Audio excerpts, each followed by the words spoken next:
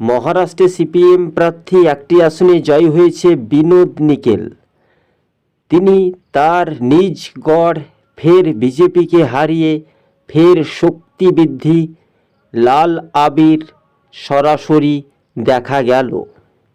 কিন্তু মহারাষ্ট্রে বিজেপি ক্ষমতায়